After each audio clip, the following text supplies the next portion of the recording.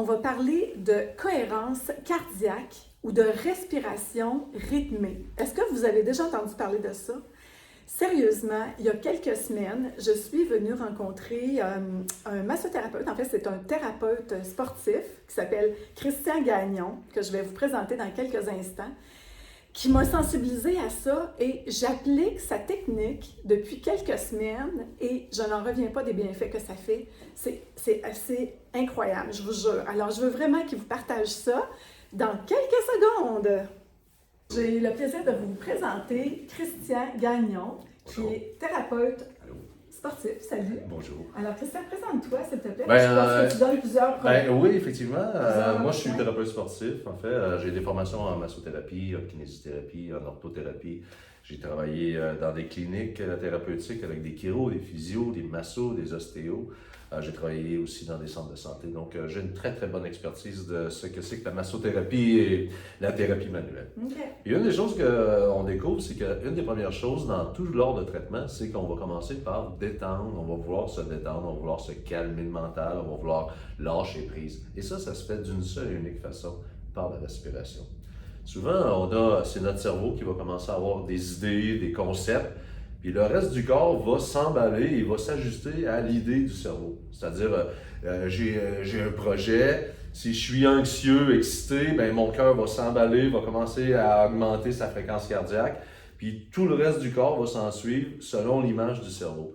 Ce qu'on veut faire présentement, c'est de changer d'idée, c'est qu'on veut plutôt envoyer par le cœur un signal au cerveau pour lui dire que si on rythme le cœur avec un rythme plus calme, plus serein, nos pensées vont être plus calmes, plus sereines, notre état émotif va être plus calme, va être plus serein.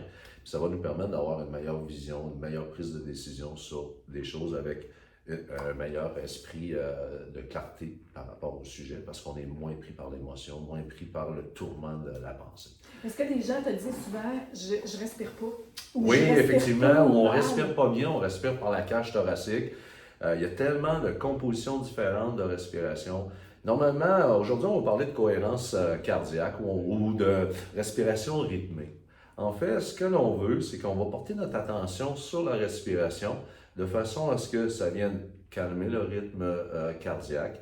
Puis par le fait même, ça va calmer notre esprit mental, calmer l'aspect émotif, puis le corps va se déposer, devenir un petit peu plus lourd. Puis souvent, avant les séances de traitement que je vais faire avec la clientèle, on va utiliser souvent la respiration juste pour arriver ici maintenant, les deux ensemble, le client, moi.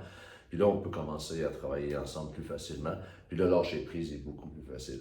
Dans notre vie quotidienne de tous les jours, normalement, on va suggérer, on appelle ça le 365. Ça veut dire 3 fois par jour, 6 respirations par minute, 5 fois l'exercice. Okay. Donc, à ce moment-là, ça veut dire que je vais garder un rythme respiratoire établi. Je pourrais choisir 5 secondes. Donc, je vais inspirer 5 secondes et je vais expirer 5 secondes. Je ne fais pas d'arrêt entre l'inspiration et l'expiration. Puis, je vais faire ça pendant de 5 minutes. Donc, je vais simplement, puis je peux être en voiture, je peux être assis, je peux être dans n'importe quelle situation de ma journée au travail. Puis je vais juste prendre 5 minutes. Puis il y a plein d'applications sur Internet qu'on peut voir pour avoir un rythme aussi, pour pas tout le temps être en train de dire « Oh, je fais du 3 secondes ». Donc, on va suivre ce rythme-là. Donc, on fait simplement inspirer, expirer, puis on va s'apercevoir qu'effectivement, après 2-3 minutes déjà, on sent le corps qui devient un peu plus déposé. On est mieux enraciné, je te dirais. C'est comme si on tombait dans le moment présent. Oui, absolument. C'est ça que j'ai réalisé. Exact. Vraiment. C'est à ce moment-là que tu peux justement mieux récupérer. Tu vas favoriser un meilleur sommeil. On va parler de sommeil un petit peu plus tard. Donc, si tu veux avoir un meilleur sommeil le soir, il faut faire une coupure de la journée. La journée est terminée, les activités sont terminées. On ne peut plus faire grand-chose des fois pour le moment présent. Ça va là demain. Donc, juste d'expirer, inspirer proprement, calmement pour aider le corps à se restructurer, refaire son énergie, avoir un sommeil réparateur, un meilleur sommeil profond également. Donc, lors de respirer, c'est 3 à 5 minutes. Normalement, on va suggérer 5, mais un minimum de 3 minutes, ça pourrait se faire.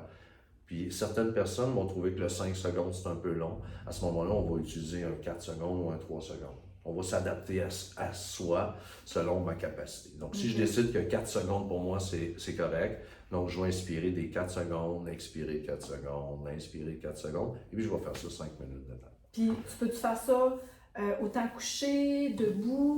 Oui, effectivement, la position, écoute, il n'y a pas de position nécessairement qui serait non recommandée. C'est sûr qu'on a identifié scientifiquement que lorsqu'on était en position assis, on semblait avoir une meilleure capacité de pouvoir calmer avec la respiration rythmique ou cohérente, la cohérence cardiaque, de pouvoir te calmer. Mais si tu le fais allongé, tu vas quand même avoir le bénéfice de ça. Okay. L'idée, c'est simplement de s'arrêter, de prendre un temps pour soi. Puis on s'aperçoit que, tu sais, dans la vie, c'est la respiration, la vie. Pas de respire, pas d'énergie, pas de respire, pas de puissance.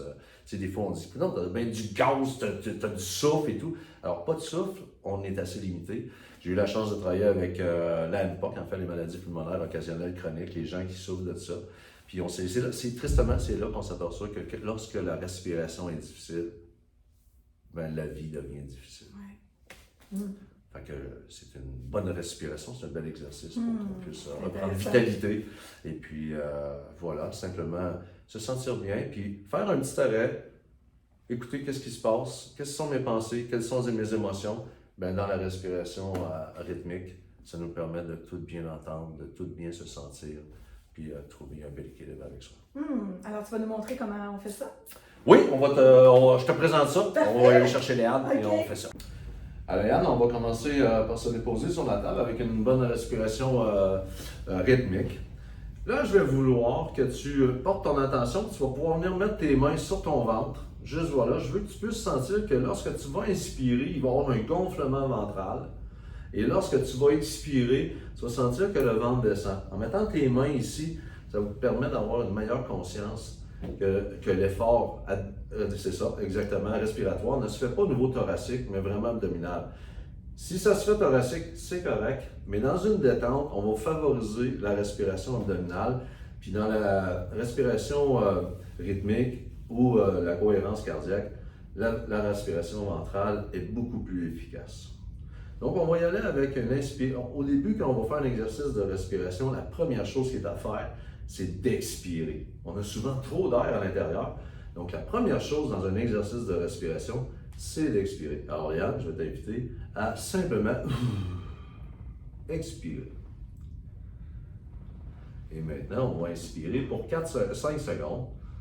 1, 2, 3, 4, 5. On expire. 2, 3, 4, 5. On inspire. 2, 3, 4, 5. On expire. 2, 3, 4, 5. Et on va tenir ça durant 5 minutes.